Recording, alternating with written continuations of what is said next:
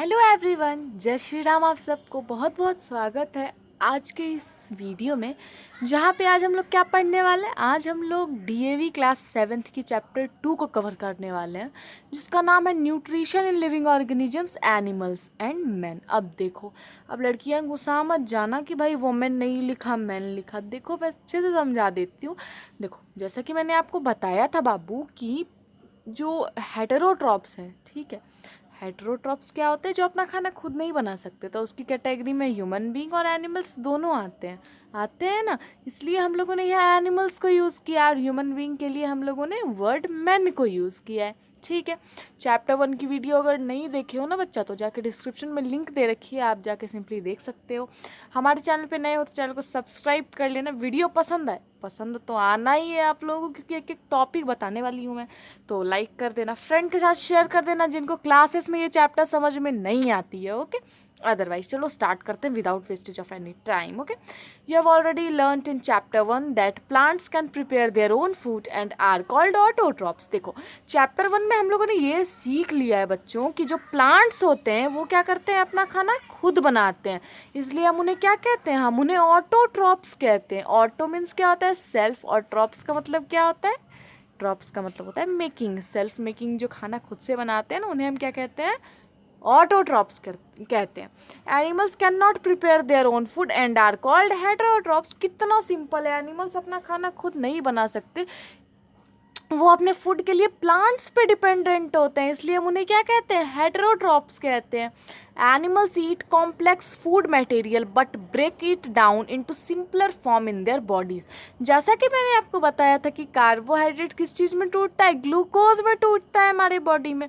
क्यों? क्योंकि जो कार्बोहाइड्रेट है वो कॉम्प्लेक्स फूड है, और उसे डाइजेस्ट होने के लिए सिंपलर सब्सटेंस या फिर सिंपलर फूड में टूटना बहुत ही ज़्यादा ज़रूरी है। तभी वो हमारे बॉडी में डाइजेस्ट हो पाएगा, और उससे हमारी बॉडी क्या कर पाएगी? यूटिलाइज कर पाएगी एनर्जी को, और फिर वो एनर्जी हमारे काम में यूज़ होगा, आप जो रेगुलर वर्क करते हो। ठीक है, देखो, इसीलिए अब मैं 2 चीज़ जो बता रही हूँ उसे ध्यान रखना। पहला चीज़ कि डाइजेशन में कॉम्प्लेक्स सब्सटेंस का सिंपलर सब्सटेंस में टूटना इम्पॉर्टेंट होता है। दूसरी चीज़ ये है कि हम जो कंपोनेंट ऑफ फूड वगैरह खाते हैं, कंपोनेंट ऑफ फूड में क्या क्या आते हैं? हमारी carbohydrate, protein, fat, vitamin, mineral, सब के एग्जांपल्स वगैरह मैंने चैप्टर 1 में दिया है बच्चा। ठीक है, देखो, तो ये सारी चीज़ें आती है, सब क्या है? कॉम्प्लेक्स फूड मटेरियल है। ये हमारे बॉडी में जाएंगे, जब ये टूटेंगे तब हमारे बॉडी को क्या देंगे? एनर्जी देंगे। ठीक है, अब देखो, इसलिए जब देखो, बाय द वे मैं आपको एक कहानी सुनाती हूँ। ठीक है, सबसे पहले कहानी, देखो टाइम ज़्यादा नहीं लूँगी मैं, आपको 1 घंटे से ज़्यादा बिल्कुल टाइम नहीं लूँगी इस चैप्टर को कंप्लीट करने में, मेरा प्रॉमिस है। 1 घंटे के अंदर पूरा चैप्टर में, मतलब 1 घंटा तो पूरी लग जाएगा इस चैप्टर को कंप्लीट करने में। देखो, एक कहानी सुनाती हूँ। मैं ना एक बार, देखो अभी तो नहीं, लेकिन बीच में ना एक बार जब लॉकडाउन था तो मैं दौड़ने गई थी। तो एक जो फर्स्ट डे आप दौड़ते हो तो ऑब्वियसली आप ज़्यादा दौड़ लेते हो, ठीक है, दूसरे दिन उससे रफ्तार कम हो जाएगी आपकी, लेकिन पहले दिन आप दौड़ते हो, उसके बाद गजब पेन उठता है बेटा बॉडी में, बता नहीं सकती मैं। तो मैं ना दौड़ के आ रही थी, ठीक है, और मैंने गेट से एंट्री मारी तो मेरे दादाजी वहीं बैठे थे। उन्होंने बोला क्या हुआ तुम्हें? मैंने बोला कि मेरी तबीयत बहुत ख़राब लग रही है, मैं दौड़ के आ रही हूँ। उन्होंने बोला जाओ और ग्लूकोज़ पी लेना। मैंने बोला खाना खा लूँगी ना। उन्होंने बोला चल चुप कर, ग्लूकोज़ पी लेना। मैंने बोला ग्लूकोज क्यों पीना है भाई? उस टाइम मैं किस क्लास में थी आपको पता है? मैं 8th क्लास में थी, लेकिन मैं ये चीज़ नहीं जानती थी, इसलिए मैं आपको अभी बता देती हूँ कि जो ग्लूकोज होता है ना, कार्बोहाइड्रेट किस चीज़ में टूटता है? ग्लूकोज में टूटता है। और डाइजेशन कैसे होता है? सिंपलर सब्सटेंस का डाइजेशन जल्दी होगा ना, क्योंकि उसे टूटना नहीं है। इसलिए जब हम ग्लूकोज पियेंगे तो वो क्या है? सिंपलर सब्सटेंस हमने अपनी बॉडी में लिया, तो उसे टूटना है नहीं, वो डायरेक्ट यूटिलाइज क्या करेगा? एनर्जी को यूटिलाइज करेगा, हमारे बॉडी में जल्दी एनर्जी आ जाएगी, हमारी तबीयत भी ख़राब नहीं होगी, हम आगे का काम भी कर सकते हैं, और हमें लेज़ी फील भी नहीं होगा। ठीक है, ये कहानी थी। नहीं समझ में आया? अरे वीडियो प्रीवियस करके देख लो, सब समझ जाओगे। चलो चलो, their body get the required nutrients through the 3 main steps shown below. देखो यहाँ पे 3 मेजर स्टेप्स दिए गए हैं, जिसके थ्रू हमारे बॉडी में जो न्यूट्रिएंट्स होते हैं उसकी मतलब देखो, न्यूट्रिशन जो है ना, उसकी जो रिक्वायर्ड होती है, उसकी जो यूज़ होती है, उसको जो ज़रूरत होती है ना, वो किस चीज़ के थ्रू यूज हो सकता है हमारे बॉडी में। 3 मेन प्रोसेसेस है। पहला तो मोड ऑफ टेकिंग फूड, किस मोड से हम खाना ले रहे हैं, हमारे फूड की हैबिट क्या है, फूड की रिक्वायरमेंट क्या है। फूड की रिक्वायरमेंट का मतलब आप समझ सकते हो कि जितना भी कंपोनेंट ऑफ फूड है वो हमारे बैलेंस डाइट में होना चाहिए। अब ये नहीं है कि हम दिन भर पिज़्ज़ा बर्गर खा रहे हैं, आप खा सकते हो एक दिन पिज़्ज़ा बर्गर, 2 दिन पे रह सकते हो, आप ज़्यादा दिन भी रह सकते हो, लेकिन आप जितना ज़्यादा दिन रहोगे ना, मैं सच बताती हूँ आपको, आप एडिक्टेड हो जाओगे, आपकी तबीयत ख़राब हो जाएगी। और कुछ यूँ तबीयत ख़राब हो जाएगी ना कि बाप रे, मतलब एक बार गाड़ी जाने दो यार, बहुत मोहल्ला में गाड़ी आता जाता है। चला गया, गया कि नहीं गया, हाँ चला गया, चलो। उफ, नहीं जाएगा क्या यार, ये गाड़ियाँ क्यों खरीदते हैं लोग, बहुत ज़्यादा नॉइज़ करता है, मैं सच बताती हूँ। चलो आगे चलो, क्या कहाँ थे हम, हाँ तो बैलेंस डाइट में सारी फूड होनी चाहिए, जंक फूड खाओगे तो प्रॉब्लम हो सकता है बॉडी में। तो ये फूड रिक्वायरमेंट, फूड हैबिट्स का मतलब वो हुआ। अब है यूटिलाइजेशन इन द बॉडी, अब उस यूटिलाइज का मतलब होता है क्या बताया था मैंने, एनर्जी जो उस फूड से निकलती है ना। चलो तो ये 3 प्रोसेस हैं, अभी तीनों प्रोसेस को हम एकदम अच्छे से पढ़ेंगे, ठीक है। Mode of intake of food which is known as nutrients, mode of intake of food यानी वो मोड जिसके थ्रू हम फूड को इनटेक करते हैं हमारे बॉडी में, उसे हम क्या कहते हैं, उसे हम क्या कहते हैं, उसे हम कहते हैं nutrition. The method of taking in food is different in different organisms, the relevant part of their body get modified in a manner that make it easy for them to eat their food। देखो बात क्या है ना कि खाना को खाने का जो तरीका होता है ना, ठीक है, बनाना तो वो अलग है, वो हटाओ, खाना को खाने का तरीका हर एक आदमी में अलग अलग, सॉरी हर एक एनिमल्स में अलग अलग होता है, ठीक है। क्योंकि जो उनका रिलीवेंट पार्ट होता है, जो यूजफुल पार्ट होता है बॉडी का, मतलब जो डाइजेशन में या फिर खाने में हेल्प करता है, वो मॉडिफाई होता है नेचुरली बनाया जाता है उसी मैनर के थ्रू कि आप वैसे ही खाना खा सकते हो, आप वैसे ही क्या हो, नेचुरली एडप्टेड हो। जैसे a sparrow has a short beak to pick up seed and worms, एक स्पैरो के पास ना चोंच होती है जिसके थ्रू वो क्या करती है, वर्म्स को और सीड्स को बेटा खाती है, ठीक है। हमिंग बर्ड देखा है आपने, देखो हमिंग बर्ड की पिक्चर दिखा रखी है। हमिंग बर्ड जो होती है ना वो छोटी सी बर्ड होती है, बड़ी क्यूट होती है, ठीक है। हमिंग बर्ड जो होती है वो क्या करती है ना कि उसके पास एक लंबी सी बीक टाइप की ना वो होती है, क्या होती है, ट्यूबलर मतलब पाइप नुमा एक लंबा सा उसकी चोंच होती है, उससे वो क्या करती है ना कि फ्लावर के नेक्टार को चूसती है। फ्लावर का नेक्टार में, फ्लावर में जो लिक्विड प्रेजेंट होता है, फ्लावर में जो रस प्रेजेंट होता है। The cow has sharp incisors and flat molar teeth that help it to cut and grind plant material. जो काव होती है ना बेटा, उनके पास जो टीथ होता है वो फ्लैट होता है, ठीक है, फ्लैट होता है, और इंसीजर्स जो होते हैं उनके वो शार्प होते हैं। क्यों? क्योंकि ये उनको हेल्प करते हैं कि वो जो प्लांट्स खाते हैं ना उनको कट करें और फिर अपने मोलर टीथ से उनको अच्छे से ग्राइंड करके खा लें, okay. The jaw of many snake enable them to swallow animals and may be much larger than a size of their head। Okay, देखो कितनी बड़ी बात कर रही है यहाँ पे। जो स्नैक्स का जो जॉ होता है ना, जो जबड़ा होता है, जैसे हम लोगों का जबड़ा होता है ना, नीचे वाला, देखो माउथ है आपका, माउथ टच करो अपने हैंड से, नीचे वाला जो पार्ट आपका, जैसे मैं अभी बोल रही हूँ तो मैंने अपने चेहरे पे हाथ रखा है, तो जो पार्ट का मूवमेंट हो रहा है वो क्या है, हमारा जबड़ा है, ओके। जबड़ा को इंग्लिश में हम लोग क्या कहते हैं, जॉ कहते हैं। तो ये जो जॉ होता है ना स्नैक का, ये उसे पूरे जो एनिमल को वो खाएगा नहीं, उसे वो डायरेक्ट निगल जाएगा, ठीक है। मे बी आदमी को भी निगल सकता है अगर बहुत बड़ा एनाकोंडा हो तो, ठीक है। तो और अगर देखो देखो यहाँ पे फोटो में दिख रहा है, चूहा का जो सर है वो सांप के सर से बड़ा है, ठीक है।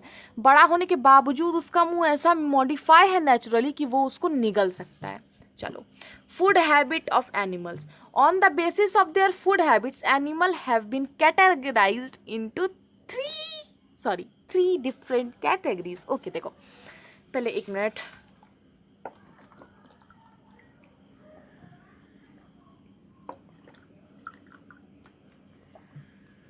ओके। सो द एनिमल्स जैसे कि काव हो गए, डियर हो गए, ये लोग क्या करते हैं ना, प्लस प्लांट मटेरियल्स को खाते हैं, ठीक है। सिर्फ ये प्लांट मटेरियल्स को खाते हैं तो इसलिए इसे हार्बीवोर्स कहते हैं। यार मैंने ऊपर वाली लाइन तो समझा ही नहीं। देखो जो फूड हैबिट्स यानी जो फूड खाने का तरीका है या फिर किस टाइप का फूड हम खाते हैं, ठीक है। जैसे बाय द वे एनिमल्स में, सॉरी ह्यूमन बीइंग में हमने बोला है ना कि भाई मैं नॉन वेजिटेरियन हूँ या फिर मैं वेजिटेरियन हूँ। वेजिटेरियन लोग सिर्फ घास फूसा खाते हैं, नॉन वेजिटेरियन लोग एनिमल्स को भी खाते हैं। बुरा मत मानना, देखो वेजिटेरियन लोग ना पेड़ पौधे मतलब दूध खाएंगे, वो पनीर खा सकते हैं, एनिमल के प्रोडक्ट को खा सकते हैं, एनिमल को नहीं खा सकते, और प्लांट प्रोडक्ट्स को खा सकते हैं।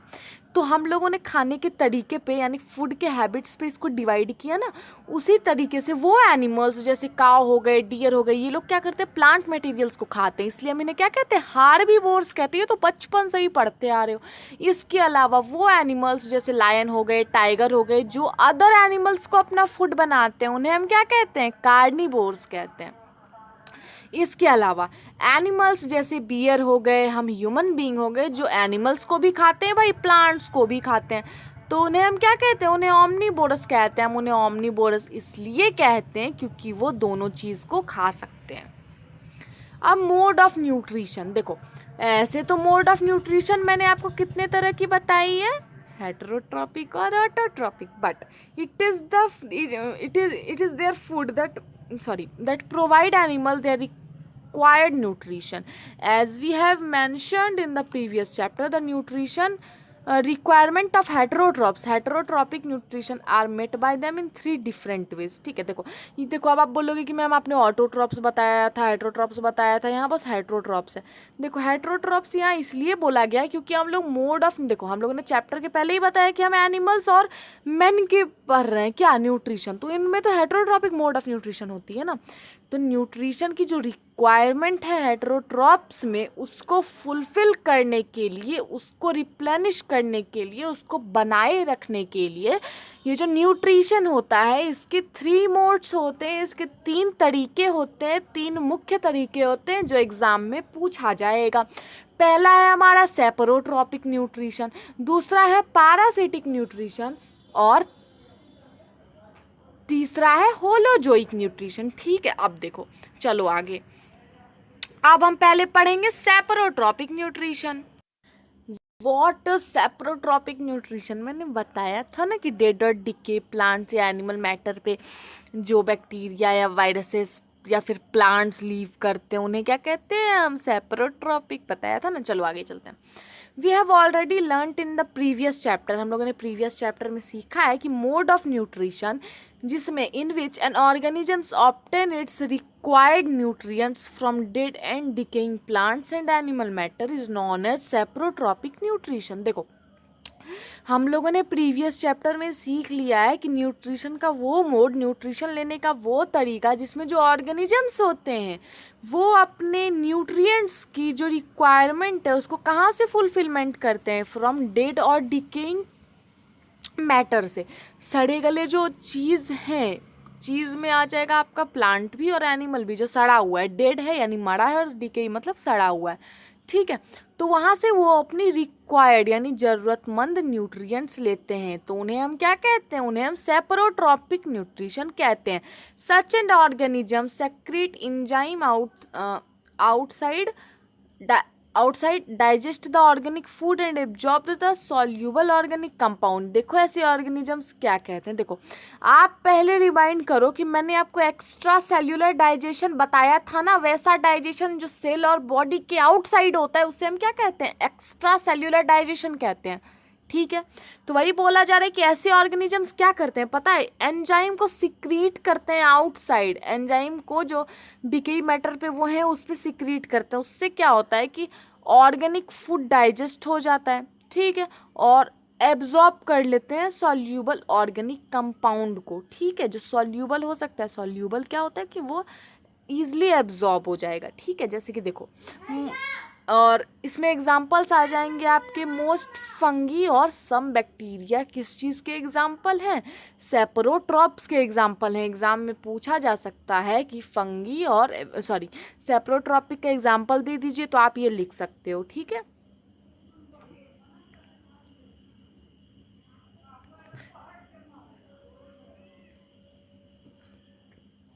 Parasitic nutrition. देखो the mode of nutrition, nutrition का वो mode in which an organisms, जिसमें जो ऑर्गेनिजम्स होते हैं जिन्हें हम पैरासाइट कहते हैं, क्या कहते हैं, पैरासाइट कहते हैं, वो क्या करते हैं, ऑब्टेन करते हैं। क्या ऑब्टेन करते हैं, food from some other living organisms known as host of a different group is known as parasitic nutrition। देखो ये मैंने पिछले बार आपको बता रखा है तो मैं उतना एक्सप्लेन नहीं करने वाली, क्योंकि वो मोड ऑफ न्यूट्रिशन जिसमें जो पारासाइट होता है यानी जो ऑर्गेनिज्म होता है वो किस चीज़ पे रहता है, होस्ट पे रहता है। होस्ट कौन है? जो शेल्टर और मतलब खाना प्रोवाइड करवाता है, किसको? पारासाइट को। ठीक है, डिफरेंट ग्रुप्स, देखो होस्ट डिफरेंट ग्रुप का भी हो सकता है। इसे हम क्या कहते हैं? पारासिटिक न्यूट्रिशन कहते हैं। पारासाइट में लिव ऑन और in the body of other living organisms. उसमें हम लोगों ने प्लांट सीखा था ना, यहाँ हम लोग क्या सीखेंगे? एनिमल सीखेंगे। जो पारासाइट है ये हो सकता है कि वो बॉडी के अंदर भी रहें और वो बॉडी के बाहर भी रहें। ठीक है, बहुत बार क्या होता है कि आप गाय वगैरह के बॉडी पे देखोगे बहुत सारे इंसेक्ट चिपके होते हैं। इसके बावजूद जब हमारी तबीयत ख़राब होती है तो जो वायरसेस होते हैं वो हमारी बॉडी में इंटर करते हैं, वो हमारे बॉडी में ही रहते हैं, उसको एज ए शेल्टर यूज़ करते हैं। हम जो खाना खाते हैं वही हमारे वायरसेस भी खाते हैं। ठीक है, हम क्या हैं? होस्ट हैं। वायरसेस क्या है? हमारे वायरसेस क्या है? पारासाइट हैं। ओके, आप समझ गए होंगे, आशा करती हूँ मैं। ओके हाँ, in this mode of nutrition, ये जो मोड ऑफ न्यूट्रिशन है, the parasite is benefited while the host get harmed. देखो इसमें क्या होता है कि जो पारासाइट होता है उसको बेनिफिट मिल रहा है। जैसे बाय द वे बच्चा, हमारे बॉडी में वायरस गए, मेरे बॉडी में वायरस आया, तो वो मेरे से क्या ले रहा है? शेल्टर ले रहा है, न्यूट्रिएंट्स भी ले रहा है। ठीक है, उसका तो फायदा ही फायदा है ना, घाटा किसका है? घाटा तो मेरा हो रहा है ना। हाँ, इसीलिए बोला जा रहा है कि जो पारासाइट होता है उसे तो बेनिफिटेड होती है, उसे बेनिफिट मतलब उसको तो बेनिफिट मिल ही रहा है, उसको तो प्रॉफिट मिल रहा है, लेकिन लॉस किसे हो रहा है? हमें लॉस हो रहा है। राउंड वॉर्म हो गया, लीड लॉस हो गया, बॉडी लॉस हो गया, टेप वॉर्म हो गया, ये सब क्या है? पारासाइट्स हैं। ठीक है, राउंड वॉर्म तो मैंने ऑब्वियसली देखा है। ठीक है, मैंने इसे खेला भी है बहुत बार। इसको आप जैसे पाँव से ठेलोगे ना तो ये गोल सा हो जाता है, बफेलोज की स्किन पे चिपका रहता है ये। ठीक है, बाय द वे, और ये भी एक तरह का इंसेक्ट है, लाउस, जो हेड में रहता है, ये बॉडी वाला है। और ये टेप वर्म जानते ही हो क्या होता है? वो होते हैं ना पिग के बॉडी में होता है ये टेप वर्म होता है पिग के बॉडी में, एकदम मतलब एक एक हाथ बड़ा बड़ा होता है। ठीक है, और ऑब्वियसली जो पॉर्क ईटर होते हैं, वो लोग जो पॉर्क खाते हैं यानी जो पिग को ईट करते हैं, उनके बॉडी में ये टेप वर्म चले जाते हैं, और ऐसा प्रॉब्लम काउज होता है ना कि जो दवाई देने के बावजूद भी ठीक नहीं होता, दवाई चलते रहता है, मतलब आप दवाई पे जिंदा हो। Holozoic nutrition, this is the mode of nutrition in which organisms like amoeba and human being eat food that may be in solid or in liquid state। देखो ये वो मोड ऑफ न्यूट्रिशन है जिसमें जो अमीबा है या फिर जो ह्यूमन बींग है वो फूड को ईट करते हैं या तो सॉलिड स्टेट में या फिर लिक्विड स्टेट में। This food is taken in to the body और ईटन। देखो ये हमारे बॉडी में ये खाना आता है, अब मुंह से ही आएगा ना, इसको हम खाएंगे तभी तो आएगा, और ईटन भी कह सकते हैं इसको।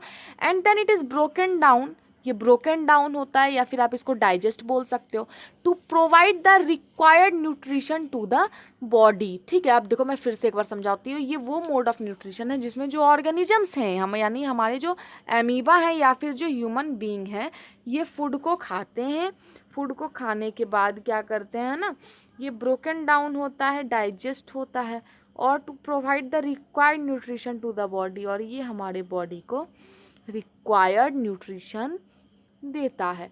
Having understood the three different mode of nutrition used by heterotrophs, let us now talk in details how the human being get its required nutrition। देखो हम लोगों ने ये तो समझ लिया कि न्यूट्रिशन लेने का जो तरीका है वो कितने तरह का है, हेटेरोट्रॉप्स में, एनिमल्स में कैसे लेते हैं वो डिटेल में सीख लिया। अब इसके बारे में कुछ ज़्यादा सीखने वाले हैं, चलो नीचे देख लेते हैं।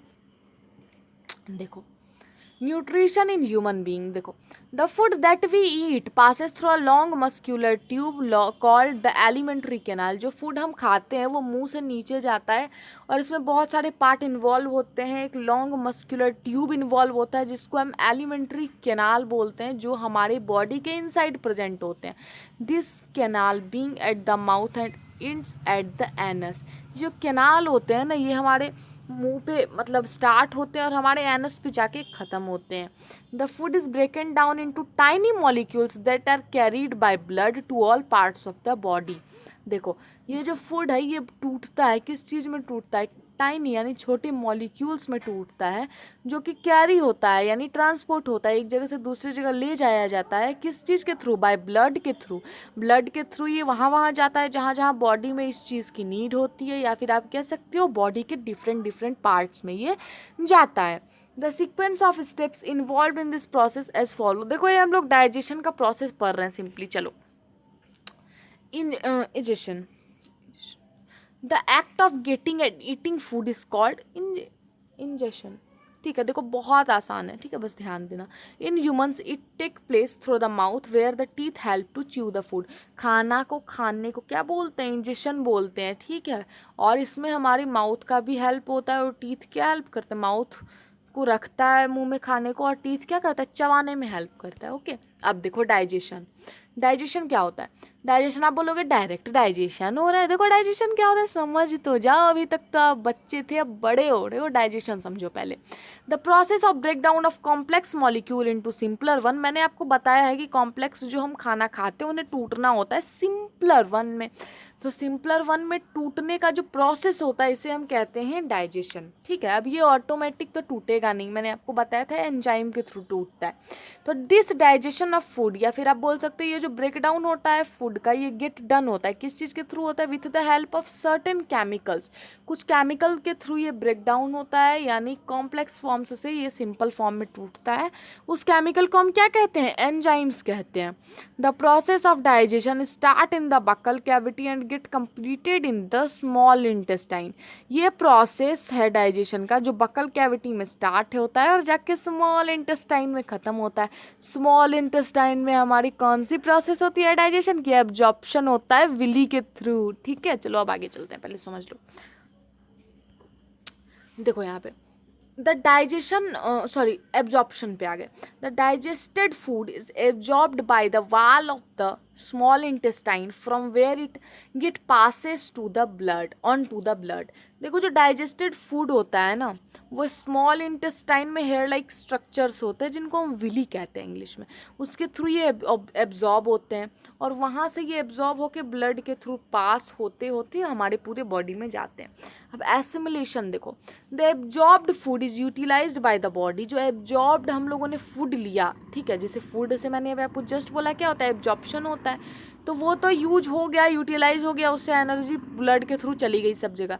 लेकिन for growth and for formation of body parts this is known as assimilation. देखो द एब्जॉर्ब्ड फूड, जो एब्जॉर्ब, देखो गलत गलत गलत, देखो पहले समझो अच्छे से, एकदम कन्फ्यूजन मत हो ना, एकदम यहाँ पे बच्चे कन्फ्यूज होते हैं। देखो एब्जॉर्प्शन तो हो रहा है, लेकिन जो एब्जॉर्ब्ड फूड है, एब्जॉर्प्शन तो हो गया। जैसे रुई को डाल दो, रुई को हम कहाँ डालते हैं? पानी में। तो पानी में एब्जॉर्ब किया, वो क्या एब्जॉर्प्शन है। लेकिन वो जो एब्जॉर्प्शन फूड है, अब वो हमारे बॉडी में ग्रोथ के लिए, अच्छे से बॉडी को मेंटेन करने के लिए, कोई हमारे इम्यून सिस्टम को बिल्डअप करने के लिए, हमारे रोग से लड़ने वाली जो क्षमता में जितनी भी सिस्टम है सबको एकदम वेल डिफाइंड करने के लिए, वेल ऑर्गेनाइज रखने के लिए, और वेल मतलब गुड रखने के लिए ये हर एक जगह जाता है, ठीक है। एब्जॉर्ब्ड फूड जो है वो हर एक जगह जाता है, इसलिए हम क्या कहते हैं? इस प्रोसेस को हम एसिमिलेशन कहते हैं। ओके, अब देखो the alimentary the elimination of undigested food from the alimentary canal is known as egestion। अब देखो egestion होगा। देखो egestion क्या होता है कि जो बच गया ना अमाउंट, वो अब कहाँ जाएगा? हमारे एलिमेंट्री कैनाल में आएगा। एलिमेंट्री कैनाल कहाँ है? देखो ये रहा, लार्ज इंटेस्टाइन है ना, यहाँ से ये कहाँ इनकर जाता है? लार्ज इंटेस्टाइन में इनकर जाता है, और उसके थ्रू हम लोग अपने जो वेस्ट मटेरियल बच गया हम लोग क्या करते हैं? उससे अपने बॉडी से निकाल देते हैं। अब आप बोलोगे डायरेक्ट भी तो निकाल सकते थे, लेकिन क्या होता है ना कि हमारे एनस जो पार्ट है जहाँ से हम अपने वेस्ट मटेरियल को बाहर निकालेंगे, वो हमारे अटैच है। किस चीज़ में अटैच है? हमारे लार्ज इंटेस्टाइन में अटैच है। ओके, इसलिए हम ऐसा करते हैं। अब देखो ये प्रोसेस क्या है। पहले तो बक्कल कैविटी में हमने खाना को लिया। स्लाइवरी ग्लैंड जो होती है, वो जो लिक्विड प्रेजेंट होता है हमारे माउथ में, वो उसको एकदम चबा चबा के खाओगे तो वो मिक्स होता है। मिक्स होने के बाद वो फूड पाइप में आता है, जिसको हम एसोफेगस भी बोलते हैं। उसके बाद स्टमक में आया, एंजाइम जो जूसेस वगैरह हैं लीवर और पेनक्रियास से आई। उसके बाद ये टूट गया। टूटने के बाद एब्जॉर्प्शन के लिए कहाँ गया? इंटेस्टाइन में, फिर वहाँ से क्या हुआ, इजिशन हुआ, ठीक है, सॉरी इजिशन नहीं हुआ, वहाँ से क्या हुआ था, एक मिनट भूल गई मैं भी, एब्जॉर्प्शन हुआ, एब्जॉर्प्शन के बाद क्या हुआ, एसिमिलेशन हुआ, और फिर क्या हो गया, एसिमिलेशन के बाद जो वेस्ट मटेरियल था उसका क्या हुआ, इजिशन हो गया। यहाँ पे देख सकते हो जो मैंने आपको बताया, buccal cavity, food pipe, stomach, small intestine, large intestine, rectum, anus सब दिया हुआ है। Beside these parts, there are a number of glands associated with the alimentary canal which play their role in the process of digestion of food.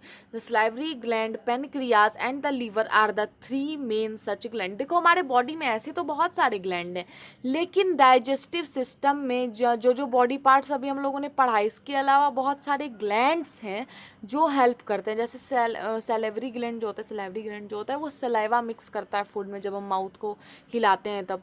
और जब हम pancreas जो है, pancreas और लीवर से जूस जाता है, पेनक्रियाटिक जूस और बाइल जूस, जो कि हमारे फूड को टूटने में हेल्प करता है। अब देखो, the alimentary canal along with these associated glands from the overall digestive system. देखो ये जो पूरा एलिमेंट्री कैनाल है ना, ये सब मिलकर और इसके साथ वो सारे ग्लैंड्स और वो सारे पार्ट जिन्होंने हाँ मतलब हमारे डाइजेस्टिव सिस्टम में बहुत ही ज़्यादा वर्क किया है, बहुत ही ज़्यादा मतलब हेल्प किया है इस प्रोसेस को कंटिन्यू रखने के लिए, सब मिलके क्या बनाते हैं, डाइजेस्टिव सिस्टम बनाते हैं।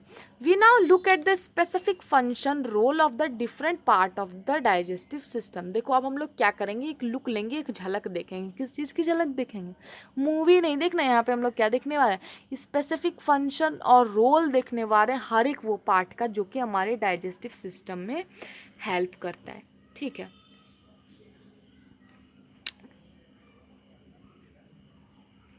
अभी हमारे 5 पेजेस बाकी है, तो आप थोड़ा पेशेंस रखना होगा, ठीक है।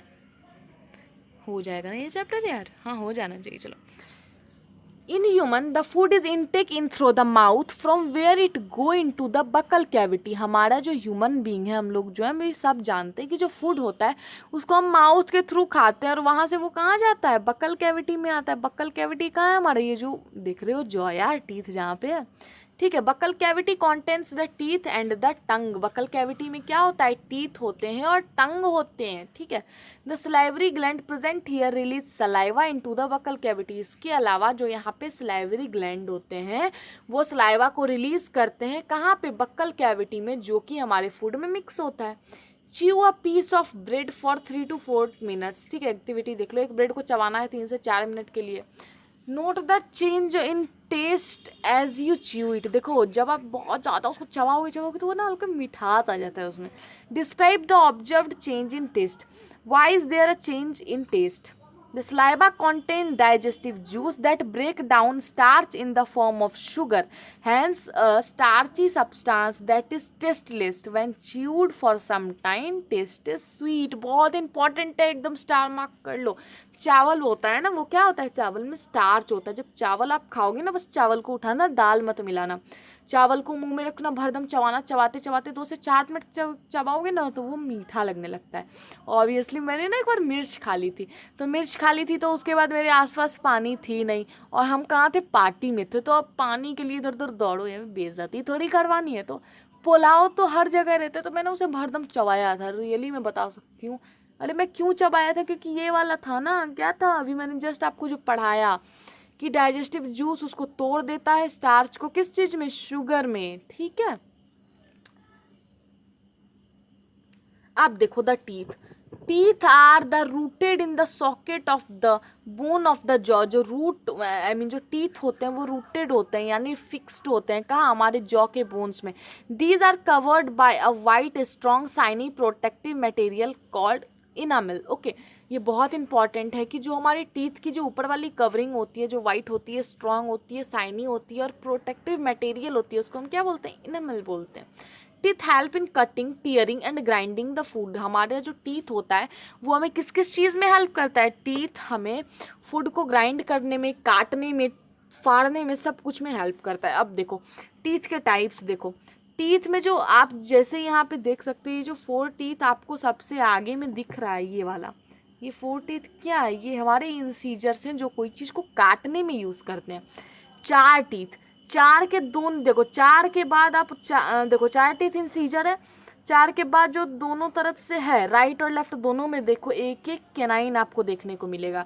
ये कैनाइन थोड़े शार्प होते हैं, ये कोई भी चीज़ को फाड़ने में यूज़ करते हैं। चिप्स का पैकेट फाड़ना है तो आप मुंह से नहीं फाड़ोगे, थोड़ा कोना में ले जाके फाड़ोगे, है ना। चलो, इसके बाद है प्रीमोलर्स, ठीक है। प्रीमोलर्स हैं और उसके बाद क्या है, मोलर्स हैं।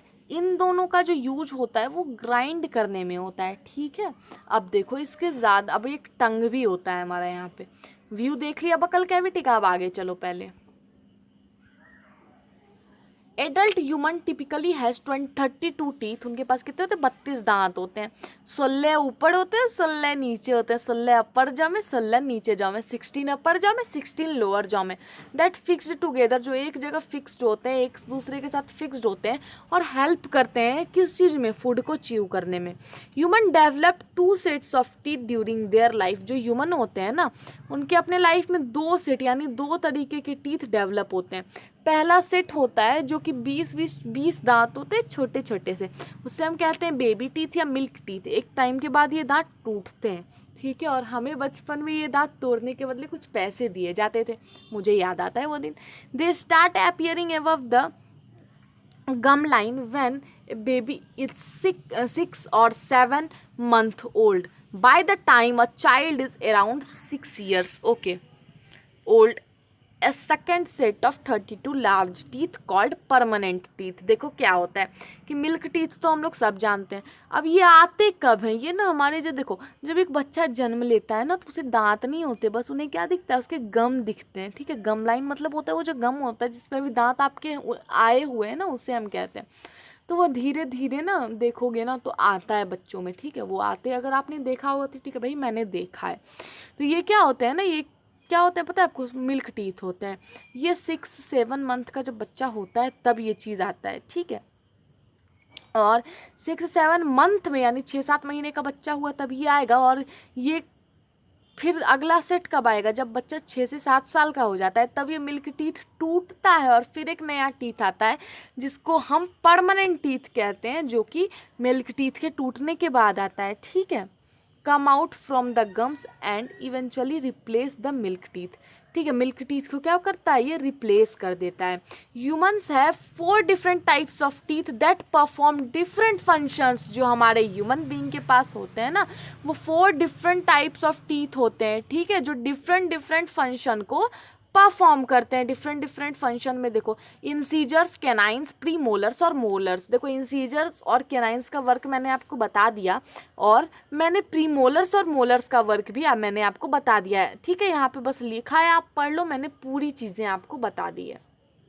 प्रीमोलर्स और मोलर का यूज़ ग्राइंडिंग में होता है, कैनाइंस और इंसीजर्स का मैंने बता दिया। अब इनामिल, इनामिल क्या है, एक हार्डेस्ट सब्सटेंस है हमारे ह्यूमन बॉडी में जो कि टीथ के आउटर पोजीशन को कवर करता है। It is made up of mineral salt of calcium and magnesium. किस चीज़ से बना होता है, कैरेटीन यानी जो प्रोटीन होता है ये उससे बना होता है, मैग्नीशियम कैल्शियम से बना होता है, क्या, इनामिल, ठीक है।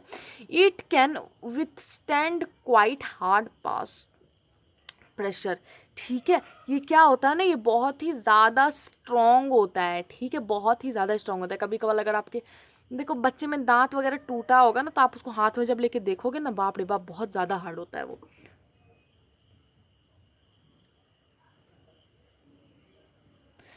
देखो, the tongue is a muscular organ attached to the floor of the buccal cavity. It is free to move at its front and where it can move in all direction. ये जो टंग है ये एक muscular organ है हमारे buccal cavity में, जो कि एक फ्लोर यानी एक बिछा टाइप का दिख रहा है ना, ये ऐसे मतलब हमारे मुंह में कुछ बिछा होता है। इसी के साथ ये एक जॉइंट होता है हमारे बकल कैविटी का लास्ट एंड जहाँ पे है, जिसको कंठ बोलते हो। कंठ के ऊपर जहाँ से स्टार्ट होती है वहाँ ये जॉइंट होता है। आप इसको चारों डायरेक्शन में घुमा सकते हो, घुमा के देख लो, ऐ करके देख लो। The tongue help in mixing of the saliva with food. Tongue हम लोगों के फूड में स्लाइवा को मिक्स करने में हेल्प करता है। It also help in swelling food. ये यहाँ तक कि हमारे फूड को निगलने में भी मदद करता है, ये बोलने में भी मदद करता है।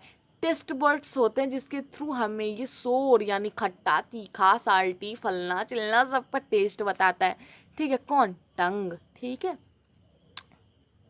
टंग बोलने में भी बहुत हेल्प करता है। पापा बोल पाओगे बिना टंग के? जरा बोल के दिखाओ तो, पहले टंग पकड़ लो और बोलो, कुछ बोल ही नहीं पाओगे तुम। ठीक है, चलो मैंने आपको बता दिया टेस्ट वर्ड होता है। देखो यहाँ पे जो देखो पहले टंग को पढ़ो। टंग के जो आगे का पार्ट है यहाँ से स्वीट का पता चलता है, उसके जस्ट पीछे दोनों साइड से हमें साल्टी, और फिर उसके जस्ट पीछे वहाँ से हमें खट्टा यानी सोर पदार्थ का पता चलता है, फिर उसके पीछे बिटर का पता चलता है, यानी कुछ तीखा या कड़वा होगा ना, तो वहाँ से पता चलेगा।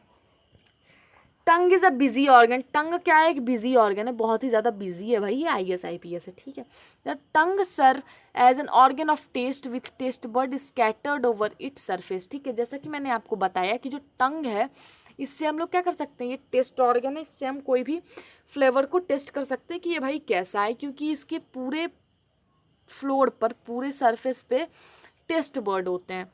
चबाने के टाइम पे ये जो टंग होता है ना, ये फूड को ना टिथ के अगेंस्ट लाता है। ऐसे देखो, during chewing the tongue hold the food against the teeth in swelling it moves the food back into the buccal cavity. देखो, चबाने के टाइम पे जीभ फूड को आगे की तरफ रखता है जिससे आप उसको चबा पाओ, और निगलने के टाइम में ये पीछे की तरफ ले जाता है। ठीक है, और फिर वो एसोफेगस में चल जाता है। When the pressure of the tongue close the opening of the trachea और विंड पाइप। ठीक है, देखो यहाँ पे क्या बोला जा रहा है, it moves the food back into the buccal cavity and then into the oesophagus. ठीक है, वो चला जाता है पीछे। देखो होता क्या है कि जब हम प्रेशर पीछे लगाते हैं तो हमारा एक टॉन्सिल लटका होता है, वो क्या करता है, विंड पाइप को क्लोज कर देता है और हमारा फूड पाइप में चला जाता है।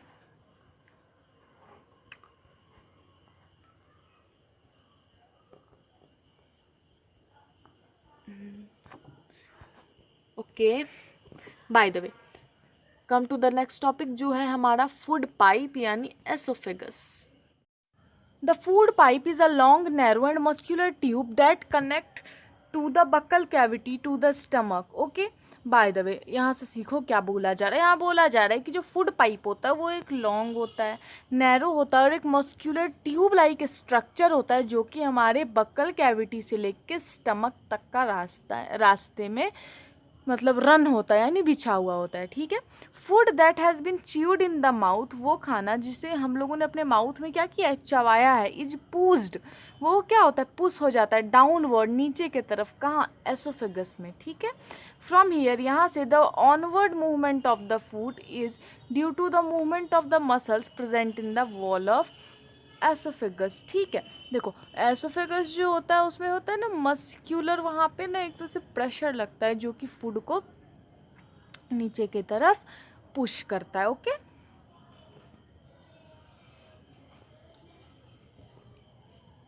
देखो यहाँ क्या बोला है, epiglottis is a flap-like structure present in the top of the windpipe. It closes the windpipe when we swallow food and prevent the food from entering our lungs. Okay. Epiglottis क्या होता है, जैसे आप अपना जीभ बाहर निकालो तो एक ऊपर से नीचे की तरफ घंटी नुमा स्ट्रक्चर आपके ठीक कंठ के ऊपर में लटका होता है। वो क्या होता है ना कि जब आप फूड को निगल रहे होते हो तो वो ना विंड पाइप को ब्लॉक कर देता है, क्योंकि एज यू नो कि गले में ही हमारे क्या क्या प्रेजेंट होते हैं, विंड पाइप तो प्रेजेंट है, उसके साथ साथ एसोफेगस भी प्रेजेंट है, सॉरी उल्टा बोला गया, एसोफेगस तो उसी के साथ साथ विंड पाइप भी है। तो ये हो सकता है ना कि हमारा खाना विंड पाइप में चला जाए, इसीलिए क्या होता है कि ये ना विंड पाइप को क्लोज करता है जिसकी वजह से खाना एसोफेगस में जाता है, और फिर वहाँ के ऑनवर्ड मूवमेंट के कारण क्या होता है कि हमारा फूड वहाँ से स्टमक में चला जाता है। Okay,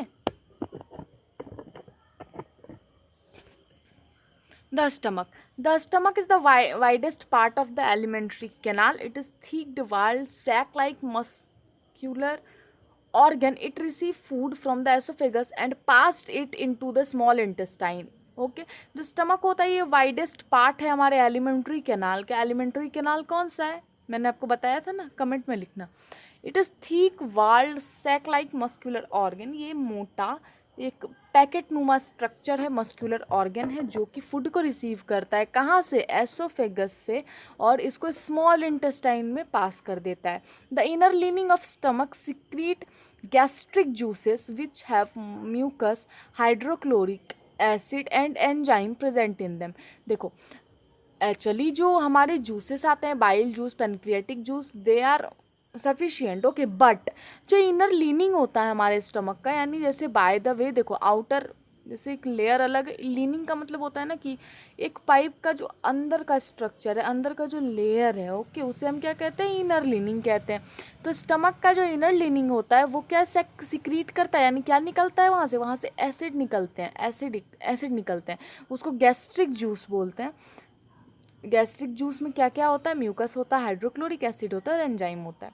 mucus protect the inner lining of the stomach, जो म्यूकस होता है वो स्टमक के लीनिंग को बचाता है। देखो अगर बाय द वे अगर कहीं हम थोड़ा सा ऑयल गिरा देते हैं तो आपका पैर पड़ेगा तो आप फिसल जाओगे। तो एज वी नो कि हमारा फूड जो होता है ना वो मूवमेंट, यानी तो हमारे पेट में ना उसकी राउंड राउंड मोशन होता है, तो उसके थ्रू जो होता है ना वो जो लेयर है हमारे स्टमक का उसको हार्म ना हो, तो इसीलिए वो म्यूकस वहाँ पे एज अ लुब्रिकेशन भी काम करता है। हाइड्रोक्लोरिक एसिड किल्स बैक्टीरिया, जो हाइड्रोक्लोरिक एसिड होते हैं वो क्या करते हैं, बैक्टीरियाज को किल करते हैं। It also provide the acidic medium needed for digest of food by the enzyme of the in the stomach. देखो एज यू नो कि फूड का टूटना जरूरी है सिंपल सब्सटेंस में, ठीक है, डाइजेशन में भी वो हेल्पफुल क्या डाइजेशन नहीं होगा अगर कॉम्प्लेक्स हो तो, ठीक है। तो इसलिए बोला जा रहा है कि जो एसिडिक मीडियम होता है प्रोवाइड करता है कौन, हाइड्रोक्लोरिक एसिड एक एसिडिक मीडियम भी प्रोवाइड करता है जो कि डाइजेशन ऑफ फूड में बहुत ही इंपॉर्टेंट होता है। The enzyme in the stomach break down protein to simpler substance like amino acid. और जो एंजाइम्स होते हैं वो हमारे स्टमक में क्या करते हैं, प्रोटीन्स को देखो सॉरी यहाँ बस प्रोटीन है तो उतना ही लिखो, प्रोटीन्स को किस चीज़ में तोड़ते हैं, एमिनो एसिड में तोड़ते हैं। कार्बोहाइड्रेट्स हमारा किस चीज़ में टूटता था, कमेंट में बताओ, मैं अभी तक में 20 बार बता चुकी हूँ, ठीक है। चलो बाय द वे यहाँ ध्यान दो किस किस चीज़ से बना होता है, म्यूकस, हाइड्रोक्लोरिक एसिड और एंजाइम। म्यूकस का काम है वो इनर लिनिंग ऑफ स्टमक को प्रोटेक्ट करता है, हाइड्रोक्लोरिक एसिड क्या करता है, बैक्टीरियाज को किल करता है और इसके साथ साथ एक एसिडिक मीडियम देता है जो कि डाइजेशन ऑफ फूड में हेल्पफुल होता है, ओके। इसके अलावा जो एंजाइम्स होते हैं वो प्रोटीन के ब्रेकडाउन में हेल्प करते हैं, ठीक है। वो ब्रेकडाउन कैसे होता है, कॉम्प्लेक्स टू सिंपलर, और प्रोटीन किस चीज़ में टूटता है, अमीनो एसिड में टूटता है, ओके। बाय द वे चलो ऊपर, stomach with a hole, okay. देखो यहाँ पे बहुत इंपॉर्टेंट चीज़ है, एग्जाम में पूछ लेंगे, ओके। ऑन जून 6, 1822 एक पर्सन थे जिनका नाम था एलेक्स सेंट मार्टिन, ओके। उन्होंने क्या किया कि अपने स्टमक में एक्सीडेंटली शॉट मार लिया, ठीक है। देखो फिर क्या हुआ कि एक डॉक्टर थे, उन्होंने उनके वॉन्ड को, यानी जो वॉन्ड हो गया था, घाव हो गया तो उन्होंने क्या ना किया, उसे क्योर किया, ठीक है। उन्होंने अपना बेस्ट से बेस्ट एफर्ट दिया। इसके अलावा क्या हुआ, जब वो होल को वो ठीक कर रहे थे, देखो कोई भी चीज़ होती तो एट दैट टाइम साइंस इतना ज़्यादा ग्रो नहीं हुआ था, या फिर ऑब्वियसली आप कह सकते हो कि आज जितनी चीज़ हम साइंस में पढ़ रहे हैं ये सब चीज़ एंशियंट लोगों ने जो एक्सपेरिमेंट्स किए, अपना एफर्ट दिया, टाइम दिया, उसी के तरह इवोल्यूशन हुआ, उसके चलते आज पढ़ रहे हैं, ठीक है। तो जो डॉक्टर थे उन्होंने रिकॉग्नाइज किया कि he at Saint Martin has a unique opportunity to observe digestive process, वो डाइजेस्टिव प्रोसेस को वहाँ पे देख सकते थे। तो उन्होंने एक्सपेरिमेंट परफॉर्म करना शुरू कर दिया। कुछ खुराफाती लोग होते हैं ना, इनका दिमाग ना बड़ा खुराफाती होता है, चाहे वो कुछ भी क्यों ना बन जाए, लेकिन उन्हें एक्सपेरिमेंट करना है। Obviously when I was finally, तो याद आता है मुझे क्लास में जब मैं बैठा करती थी पढ़ने, तो एक लड़का था, उसे आप एक फटा कागज़ भी दे देते तो उससे वो कुछ नया बना देता था। तो that will you can called it a creative mind, that is good, okay. तो क्या किया डॉक्टर ने कि उसे ऑब्जर्व किया। उन्होंने क्या देखा कि उन्होंने क्या किया, एक पीस ऑफ फूड को स्ट्रिंग की हेल्प से कंडक्ट कर दिया स्टमक में, ठीक है, होल के थ्रू, ठीक है, सेंट मार्टिन स्टमक में, ठीक है, क्योंकि उन्होंने ही शॉट मारा था। डॉक्टर का नाम क्या था, डॉक्टर का नाम था बिएमॉन्ट, ओके। तो अब क्या होता है ना कि यहाँ से उन्होंने देखा तो डाइजेस्टिव प्रोसेस को वो ऑब्जर्व कर सकते थे कैसे हो रहा है। इसके साथ उन्होंने क्या किया, एक सैंपल लिया गैस्ट्रिक एसिड का, जो कि डाइजेस्टिव जूस है, कहाँ से लिया, सेंट मार्टिन के स्टमक से। उन्होंने इस सैंपल को यूज़ किया stomach acid to digest bite of food in cups, ठीक है। This lead to be important discovery that the stomach acid help to digest food into simple and soluble nutrients that the stomach can use. It is thus realized that digestion is primarily a chemical process and not a mechanical one. Okay, देखो क्या बोला जा रहा है। जो digestion है वो एक केमिकल प्रोसेस है, यहाँ से ये बात आई, क्योंकि वो जब उस सैंपल लिया उन्होंने किस चीज़ का, गैस्ट्रिक एसिड का, तो उन्होंने कप में डाइजेशन करवाने का वो किया। डाइजेशन कैसे हुआ, वो उन्होंने उसमें बाइट्स डाले, फूड के कुछ बाइट्स डाले, bits of food in cup, उसी के साथ साथ उन्होंने उसमें एसिड भी डाला।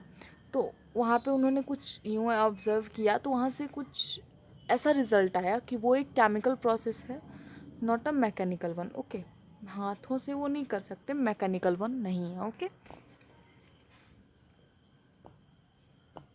चलो स्मॉल इंटेस्टाइन में आ जाओ। The small intestine is not all the small. Okay, small intestine का नाम बस स्मॉल इंटेस्टाइन है, ये टोटली स्मॉल नहीं है। It is about 6 to 7 metre long, ये 6 से 7 मीटर लंबा है। It help in digestion by using 3 types of secretion. ये हम लोगों के डाइजेशन में कैसे हेल्प करता है, क्योंकि यहाँ 3 टाइप्स ऑफ सिक्रेशन होते हैं। देखो कैसे, secretion from liver. The liver is the largest gland in the human body. Largest gland कौन है हमारे ह्यूमन बॉडी में? Liver. It is present slightly below the stomach, stomach के ठीक नीचे राइट साइड में प्रेजेंट होता है, जो बाइल जूस सिक्रीट करता है, जो कि बैग लाइक स्ट्रक्चर में होता है, स्टोर होता है। ठीक है, उस बैग लाइक स्ट्रक्चर में जिसमें बाइल जूस होता है, क्या स्टोर्ड, उसे हम कहते हैं gall bladder. This bile juice play important role in digestion of fats. Fats के डाइजेशन में ये बाइल जूस बहुत ही अच्छा वर्क करता है, बहुत ही बड़ा रोल प्ले करता है।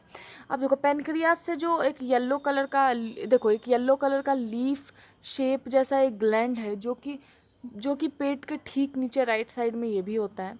ठीक है, जो कि पेनक्रियाटिक जूस को रिलीज़ करता है। और ये जो जूस होता है, ये कार्बोहाइड्रेट, प्रोटीन, फैट्स के ब्रेकडाउन में बहुत हेल्प करता है। Okay, by the way, next point, secretion from the small intestine. The inner wall of the small intestine itself secrete the intestinal juice.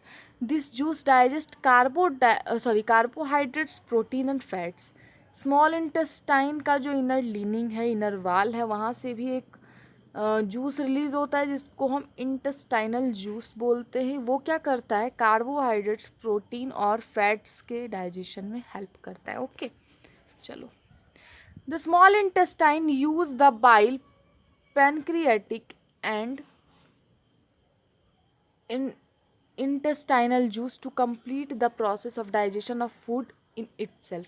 जो स्मॉल इंटेस्टाइन होते हैं वो यूज करता है बाइल, पैनक्रियाटिक और इंटेस्टाइनल जूस, जो कि फूड को डाइजेस्ट करने में बहुत ही हेल्पफुल होता है। Carbohydrates are digest to simple sugar और ग्लूकोज, मैंने आपको बताया है। ठीक है, प्रोटीन किस में टूटता है, एमिनो एसिड में। और यहाँ तक कि fat are broken into fatty acid और ग्लिसरॉल। ओके, याद रखना बहुत इंपॉर्टेंट है। Absorption of digestion food in small intestine. देखो, अब देखो एब्जॉर्प्शन कैसे होता है, विली के थ्रू होता है। The inner wall of the small intestine absorb the digested food. जो इनर वाल होता है स्मॉल इंटेस्टाइन का, वो क्या करता है, डाइजेस्टिव फूड को एब्जॉर्ब करता है। It has a large number of finger like projection called villi. देखो, मैंने एकदम चैप्टर के फर्स्ट में ही आपको बताया था कि स्मॉल इंटेस्टाइन का जो इनर लीनिंग है, उसमें हेयर लाइक प्रोजेक्शन प्रेजेंट होते हैं, जिसको हम विली कहते हैं।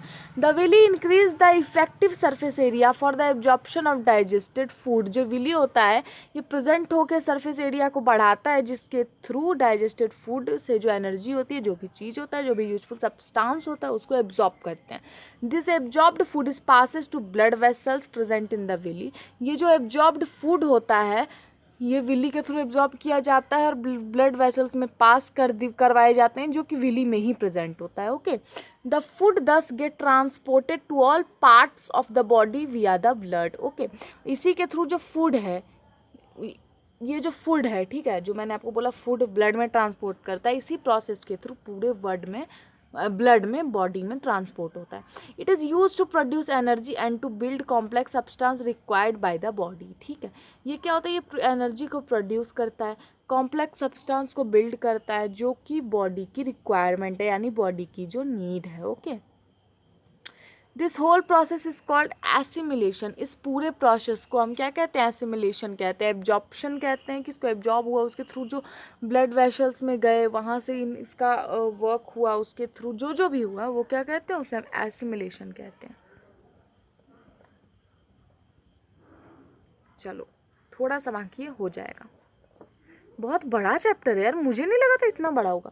Large intestine is wider and shorter than the small intestine. ये जो लार्ज इंटेस्टाइन होता है ये वाइडर होता है as compare to small intestine, और इसी के साथ साथ क्या होता है, स्मॉल इंटेस्टाइन के कंपेयरली ये छोटा भी होता है, ये 1 to 5 मीटर का होता है।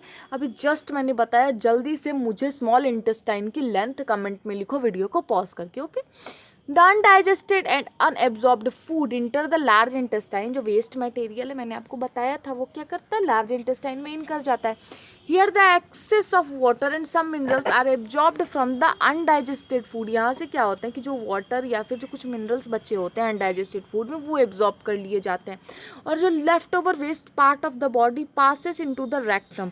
और जो वेस्ट मटेरियल बचा होता है वो कहाँ पास हो जाता है, वो रेक्टम में पास होता है, जहाँ की ये फीसियल मैटर के फॉर्म में स्टोर होता है, वेस्ट मटेरियल के फॉर्म में स्टोर होता है। These faeces are eliminated through the anus. और ये जो फिशेज होती हैं, ये जो वेस्ट मटेरियल होता है, ये फिर हमारे एनस के थ्रू निकाल दिए जाते हैं। इस प्रोसेस को हम इजेशन बोलते हैं, ओके।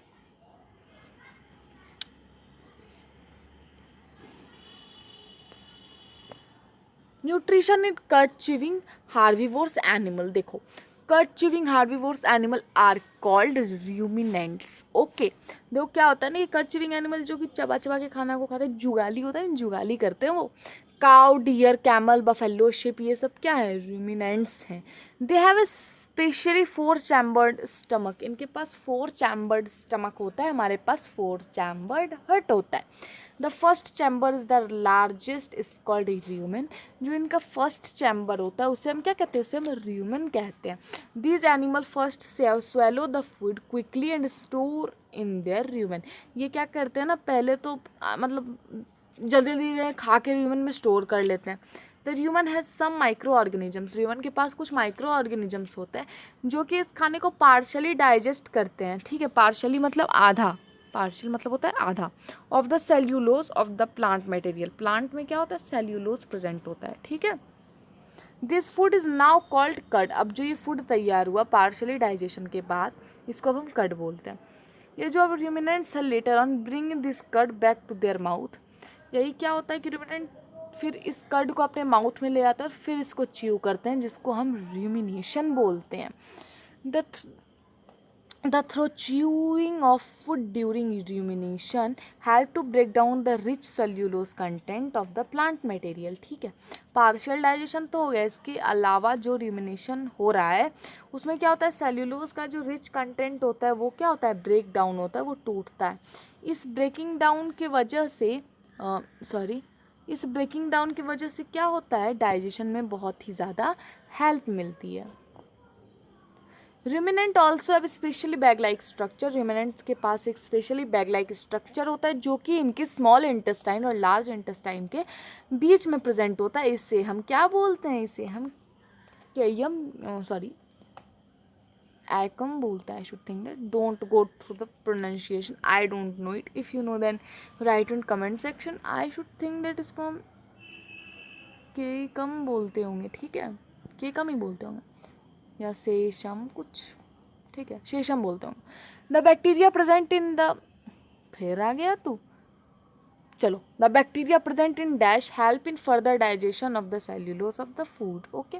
जो बैक्टीरिया प्रेजेंट होता है ये क्या करता है कि further digestion cellulose of food में हेल्पफुल होता है। It is interesting to note here that such bacteria is not present in human digestive system. ये नोट किए कर जाने वाला बात कहते हैं कि ये जो बैक्टीरिया होता है ये हमारे ह्यूमन सिस्टम यानी ह्यूमन डाइजेस्टिव सिस्टम में नहीं होता। फिर ये कैसे डाइजेस्ट होता है, क्योंकि हम प्लांट कंटेंट तो खाते हैं लेकिन उसे पकाकर खाते हैं, ये कच्चा खाते हैं, ठीक है। तो उसमें सेल्यूलोज होता है जो कि सेल्यूलोज डाइजेशन के लिए इंपॉर्टेंट होता है बैक्टीरिया, इसलिए यहाँ पे ये प्रेजेंट होते हैं। Roughage help in the bowel movement in the human body, okay. By the way कहाँ थे हम, human being can not therefore digest, मैंने आपको बता दिया। चलिए अब nutrition in amoeba. Nutrition in amoeba कैसे होता है, क्या होता है, लास्ट टॉपिक है, जल्दी कवर करते हैं। Amoeba is a microscopic unicellular organisms found in moist soil, Pond's and lake, ठीक है। अमीबा एक बहुत ही छोटा यूनिसेल्युलर ऑर्गेनिजम्स है जो कि नमी वाली मिट्टी में, पॉन्ड्स और लेक्स में पाया जाता है। It is surrounded by cell membrane, ये यूनिसेल्युलर है तो इस सेल मेम्ब्रेन से सराउंडेड होता है। It constantly contact change its shape and move with the help of pseudopodia. इसके जो फॉल्स फीट होते हैं जिसके थ्रू ये अपना मूवमेंट करता है उसे हम स्यूडोपोडिया बोलते हैं। और ये अपने शेप को कंटिन्यूसली चेंज करता रहता है, इसकी कोई फिक्स्ड शेप नहीं होती है। और स्यूडोपोडिया जो एक प्रोसेस है जिसके थ्रू ये फूड को भी कैप्चर करता है, उसमें इसका हेल्प होता है। किस चीज़ का? अमीबा को हेल्प करता है। Amoeba feed on small microscopic organisms like bacteria and algae को ये खाकर जिंदा रहता है। अमीबा जब भी फूड के कांटेक्ट में आके आता है तो ये स्यूडोपोडिया को प्रोड्यूस करता है, यानी ये अपने फॉल्स फीड को प्रोड्यूस करता है, जिसे हम क्या कहते हैं, जिसे हम स्यूडो बोलते हैं। इस मीन्स फॉल्स, ठीक है। Podia means feet, false feet, you can say that, ठीक है। Digestive juice are secreted into the vacuoles to digest the food, ठीक है। इसके अलावा क्या होता है कि जो डाइजेस्टिव फूड होता है वो वैक्यूल, यानी जो वैक्यूल क्या होता है, जैसे देखो यहाँ पे फूड को डाइजेस्ट करने से पहले इसने क्या बनाया है, वैक्यूल बनाया है। यहाँ पे देखो दिख रहा है फोटो में। द अनडाइजेस्टेड फूड, इस जो जूस रिलीज होता है उसके थ्रू क्या होता है, ये डाइजेस्ट होता है, ठीक है। और जो अनडाइजेस्टेड फूड होता है जो कि फूड वैक्यूल में प्रेजेंट हो जाता है वो निकाल दिया जाता है अमीबा के बॉडी से, जिसको हम क्या बोलते हैं, इजिशन बोलते हैं। तो आशा करते हैं ये वीडियो आपको समझ में आया होगा, आशा करते हैं ये वीडियो आपको अच्छा लगा होगा, डाउट क्लियर हुए होंगे। और अगर आपको कोई भी डाउट हो तो you are feel free to ask in comment section. तब तक के लिए थैंक यू, जय श्री राम। मिलते हैं नेक्स्ट वीडियो में, बाय।